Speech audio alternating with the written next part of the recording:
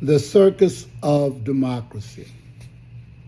They call it democracy. They celebrate it, export it, defend it with speeches and slogans.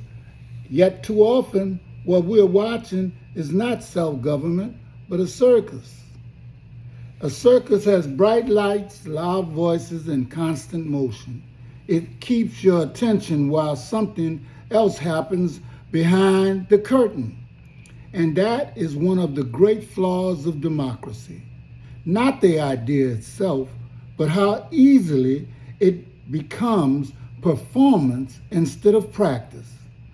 We speak loudly about democracy abroad when neglecting it at home.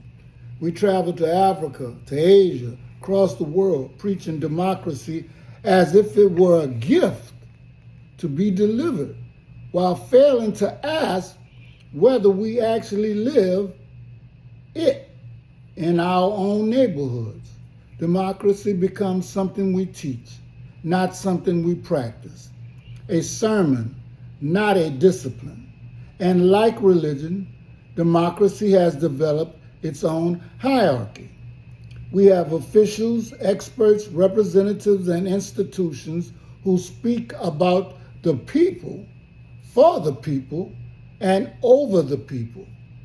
They interpret meaning. They define legitimacy. They decide which voices are reasonable and which are dangerous. Yet many cultures have long understood a different truth, that wisdom does not require a middleman.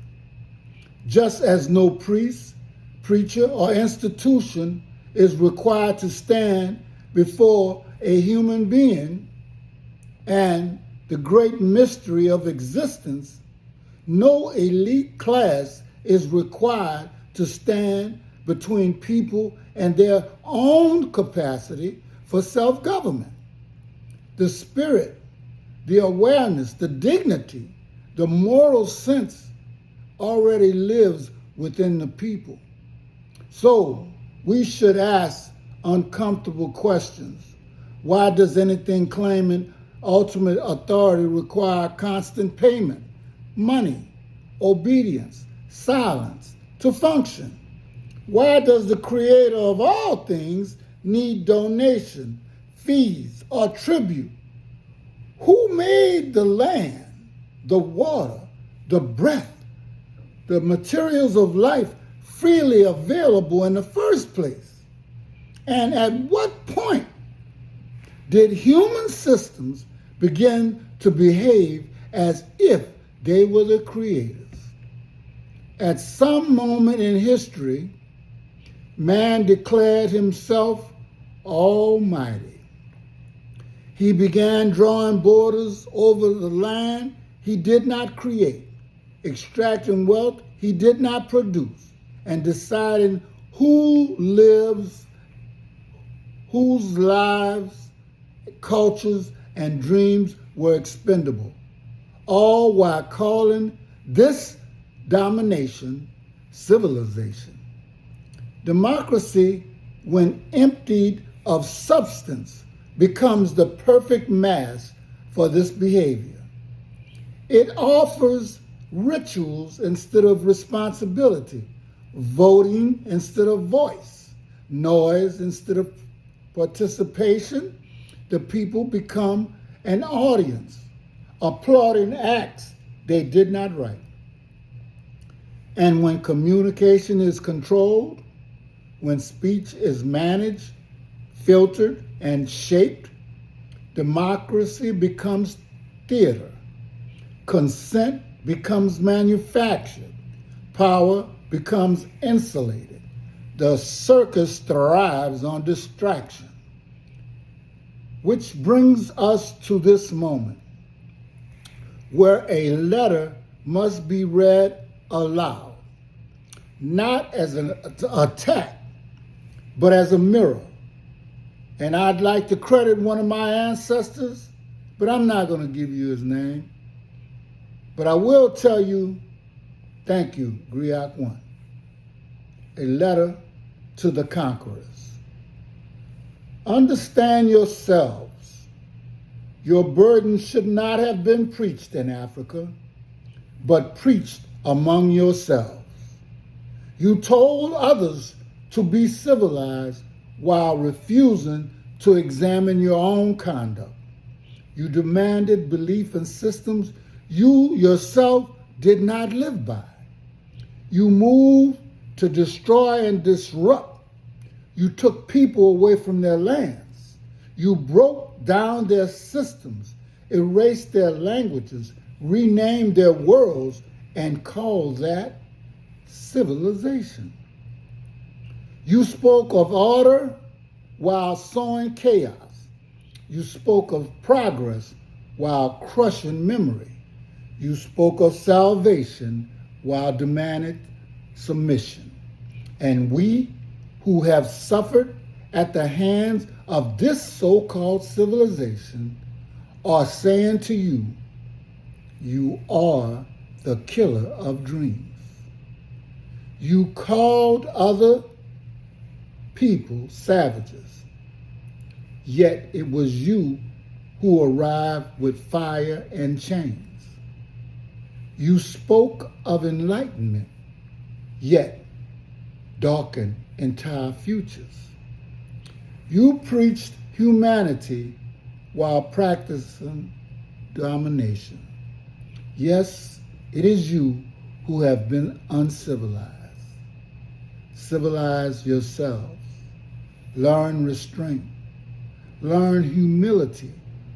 Learn that creation does not belong to you simply because you have the power to take it.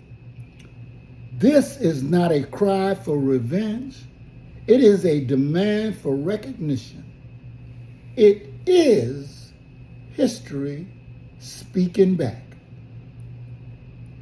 Now, returning to the circus, this letter is not about the past alone. It is about the present, because the same patterns repeat when people are spoken at instead of listened to. When systems value control over conscience, when democracy is exported as ideology rather than cultivated as practice. True self-government is quiet work. It is local. It is uncomfortable. It requires people who are willing to participate, to listen, to disagree without erasing one another. Democracy was never meant to be a spectacle. It was meant to be a relationship between people and the power they collectively create. When that relationship breaks, democracy does not collapse all at once. It becomes hollow, ritual remains, substance disappears. The circus keeps going. But somewhere beneath the noise, the people still carry what no system can manufacture and no institution can own. Conscience, memory, imagination, and the capacity to dream. And perhaps the most dangerous thing to any hollow system is not rebellion, but remembrance. Because once people remember who they are, the show loses its power. So for all of you who are not African, black, unmelanated, remember who you are. Be who you must, but that does not change who you are. I know that what I give is not going to be received well by a lot of people. But one thing that I do know is if people of color ever come together, not for the domination of the earth, but for their children, if anything else, what a world that would be.